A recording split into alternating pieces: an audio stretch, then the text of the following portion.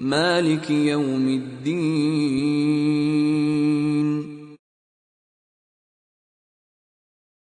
بدلے کے دن کا مالک۔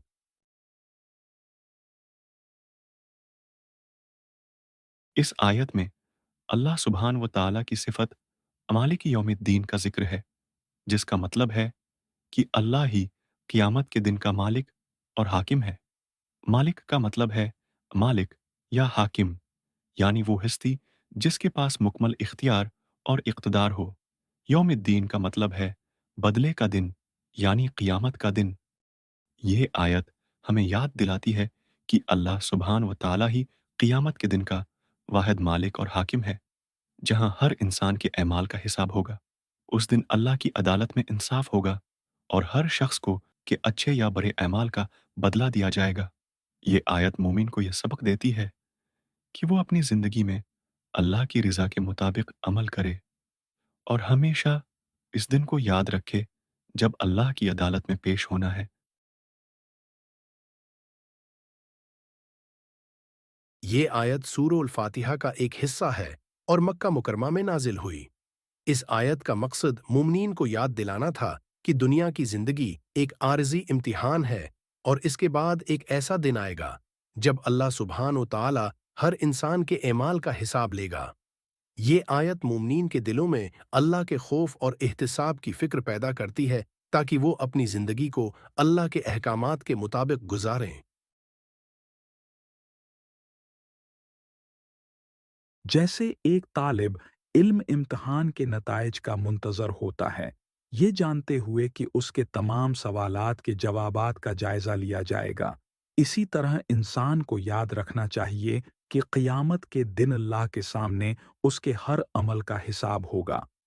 جب ایک انسان دنیا میں کسی ظالم کے ظلم کا شکار ہوتا ہے اور اسے دنیا میں انصاف نہیں ملتا، تو وہ قیامت کے دن اللہ کی عدالت کا منتظر رہتا ہے، کیونکہ مالک یوم الدین کے مطابق اللہ کی عدالت میں ہر ایک کو انصاف ملے گا۔ ایک مومن نیک عمل کرنے کی کوشش کرتا ہے کیونکہ وہ جانتا ہے کہ قیامت کے دن اللہ کی عدالت میں اسے اپنے اعمال کا بدلہ ملے گا اور اچھے اعمال کا انعام دیا جائے گا۔ جب کوئی شخص گناہ کرنے کا ارادہ رکھتا ہے تو وہ یہ سوچ کر رک جاتا ہے کہ روز قیامت اللہ کے سامنے اس کے گناہوں کا حساب لیا جائے گا اور وہ اللہ کے غضب کا مستحق ہو سکتا ہے۔ جیسے ایک حاکم اپنے ماتحتوں کو یہ یقین دلاتا ہے کہ وہ انہیں انصاف فراہم کرے گا، اللہ سبحان و تعالی بھی مالک یوم الدین کی حیثیت سے ہمیں یہ یقین دلاتا ہے کہ قیامت کے دن وہی ہر چیز کا حساب کرے گا اور سب کو انصاف فراہم کرے گا۔ اس آیت کا تجزیہ یہ ظاہر کرتا ہے کہ اللہ سبحان و تعالی ہی حقیقی اور دائمی حاکم ہے اور دنیا کی زندگی کا حساب و کتاب اسی کے پاس ہے۔ یہ آیت ہمیں اپنے اعمال کے بارے میں محتاط رہنے کی ترغیب دیتی ہے اور یہ یقین دلاتی ہے کہ روز قیامت ہر چیز کا انصاف اللہ کی عدالت میں ہوگا۔ اللہ سبحانہ و تعالیٰ ہی قیامت کے دن کا مالک ہے، جہاں ہر ایک کا حساب ہوگا۔ اس آیت سے ہمیں یہ سبق ملتا ہے کہ ہمیں اپنی زندگی کو اللہ کے احکامات کے مطابق گزارنا چاہیے، کیونکہ آخرکار حساب اللہ کے سامنے دینا ہے۔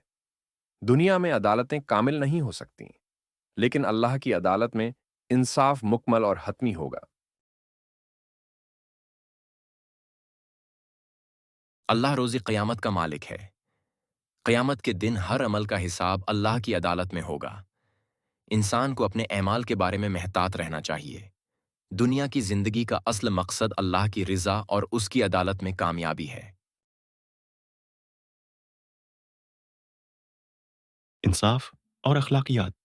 ہماری زندگی کے ہر فیصلے میں انصاف، دیانتداری اور اخلاقیات کو شامل ہونا چاہیے، کیونکہ قیامت کے دن اللہ کے سامنے پیش ہونا ہے۔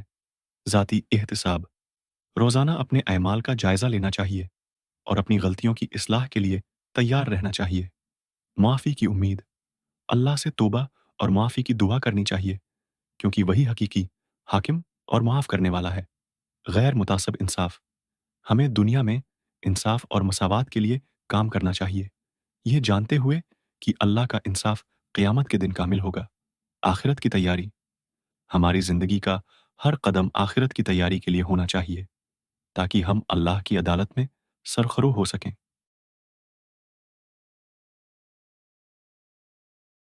ہم نے یہ سبق سیکھا کہ اللہ سبحانہ و تعالیٰ ہی قیامت کے دن کا مالک ہے اور ہمیں اپنے اعمال کے حساب کتاب کے لیے ہمیشہ تیار رہنا چاہیے۔